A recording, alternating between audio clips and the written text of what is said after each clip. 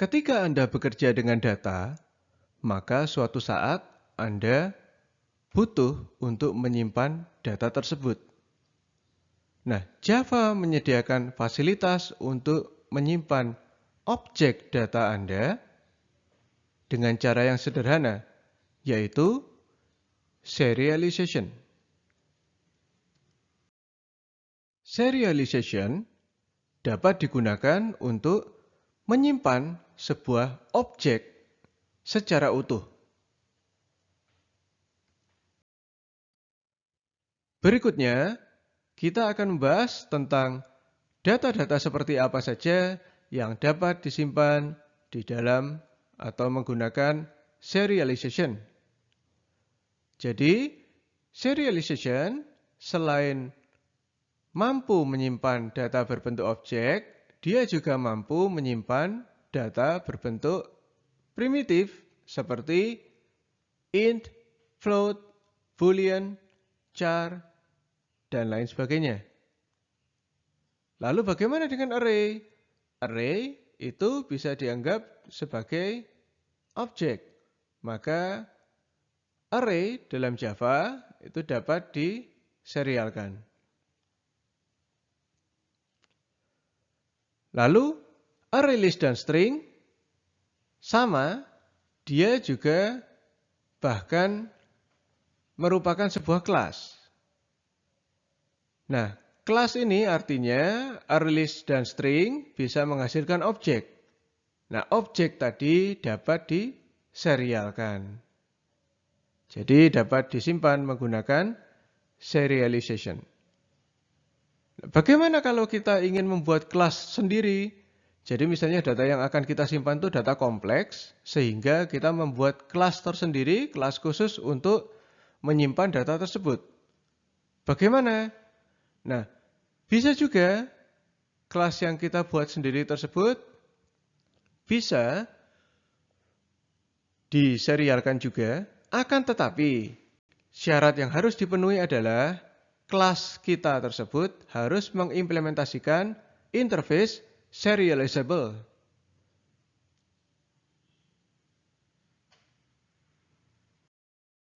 Nah, berikutnya kita akan membahas tentang cara penggunaan serialization. Operasi pada serialization pada dasarnya dibagi menjadi dua, yaitu operasi baca dan operasi tulis. Nah, untuk operasi tulis, kelas yang dapat digunakan yaitu objek output stream. Sementara untuk operasi baca, yaitu kelas objek input stream. Tapi, kedua kelas tersebut tidak dapat bekerja sendiri. Masih diperlukan kelas lain untuk benar-benar melakukan penulisan atau pembacaan terhadap sebuah media tertentu, misalnya file. Operasi yang akan kita bahas pertama adalah operasi tulis. Untuk menulis atau merekam sebuah objek, maka fungsi yang dapat digunakan adalah fungsi writeObject. Fungsi writeObject menerima sebuah parameter bertipe objek. Di sini kita bisa memasukkan objek data yang akan kita simpan atau kita rekam. Selain objek, ada fungsi-fungsi yang lain yang dapat digunakan untuk menyimpan data primitif, yaitu fungsi writeInt, writeLoad, writechar, writeboolean, dan lain-lain. Untuk melakukan operasi tulis ke file, perlu dilakukan dalam beberapa langkah. Di sini contohnya, kita akan merekam dua buah variabel. Yang pertama bertipe string, yang kedua bertipe integer. Nah, langkah yang pertama adalah kita perlu membuat objek untuk menangani penulisan ke dalam file itu sendiri. Di sini contohnya file yang akan kita tulis adalah file employeedata.dat. Oke, nah berikutnya dari file output stream yang sudah kita buat untuk menangani file tadi, kita membangun objek output stream. Nah, inilah objek yang digunakan untuk melakukan serialization. Jadi, objek output stream ini tadi, dia bisa diibaratkan berdiri di atas file output stream. Dalam contoh ini. Kemudian kita lakukan penulisan. Di sini digunakan writeObject untuk menuliskan variabel string. Lalu digunakan juga fungsi writeIn untuk menuliskan atau merekam variabel bertipe integer. Dan yang terakhir, objek output stream maupun file output stream ditutup. Seperti itu. Nah, mengapa desainnya berlapis? Jadi kalau Anda perhatikan tadi, dari data atau variabel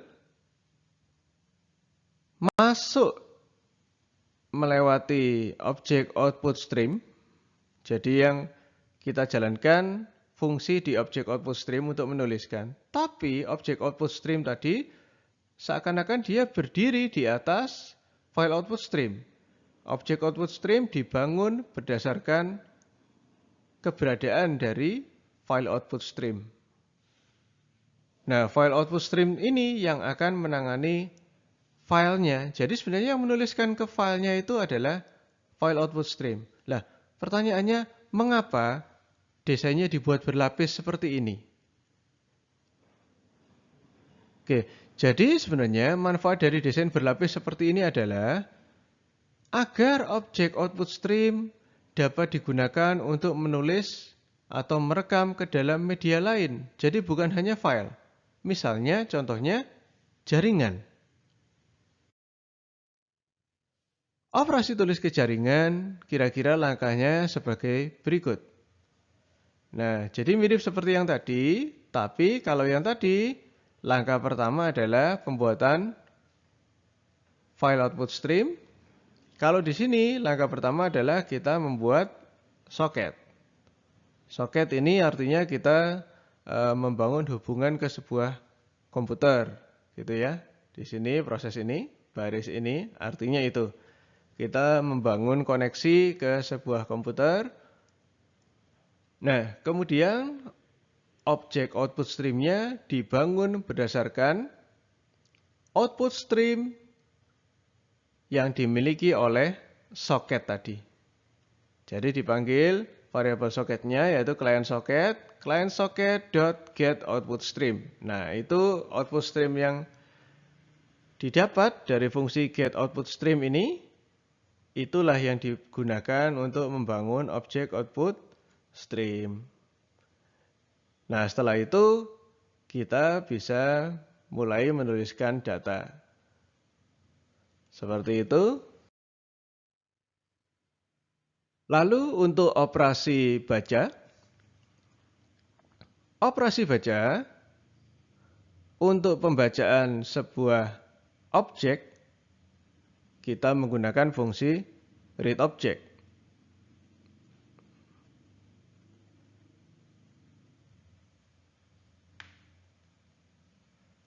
Lalu untuk tipe data primitif, kita gunakan fungsi readInt, readFloat, readChar, readBoolean, dan lain sebagainya. Nah, satu hal yang perlu diperhatikan adalah bahwa urutan pembacaan itu harus sama dengan urutan waktu penulisan. Jadi ketika data A dituliskan duluan waktu penulisan, data A lalu data B, maka pada saat pembacaan, kita juga harus berasumsi bahwa yang dibaca pertama kali adalah data A. Kenapa? Ya karena data A yang dituliskan lebih dulu. Gitu. Nah, operasi baca contohnya adalah seperti ini. Kalau dari file, kita menggunakan file input stream. Lalu, dari file input stream tersebut, kita membangun objek input stream. Nah, setelah objek input streamnya berhasil dibangun, kita menggunakan objek input stream tersebut untuk membaca objek dari file tadi. Oke, lalu ini menggunakan read object. Hasilnya objek yang diterima ditampung di employee name. Tapi sebelumnya di casting dulu ke tipe string. Kenapa? Karena read object di sini hanya menghasilkan atau mengembalikan nilai atau data bertipe objek, bukan string. Jadi dia mengembalikan data bertipe objek. Nah, itu harus kita ubah dulu ke dalam string. Kenapa? Karena employee name itu tadi tipe datanya string. Nah, jadi objek yang dihasilkan dari read object ini kita ubah menjadi string terlebih dahulu, lalu kita simpan atau kita masukkan ke dalam variabel employee name. Nah, untuk employee age bagaimana? Employee age di sini untuk mengisi employee age kita menggunakan fungsi readIn. Oke, setelah semua selesai, setiap input stream di close. Nah, lalu untuk jaringan bagaimana? Kalau untuk jaringan mirip sekali, hanya saja kembali menggunakan socket. Nah, hanya seperti itu. Jadi kalau operasi terhadap file ya menggunakan file input stream atau file output stream, tapi kalau ke jaringan menggunakan socket, lalu dari socket itu bisa kita dapatkan get output stream atau bisa kita panggil juga get input stream. Kira-kira begitu.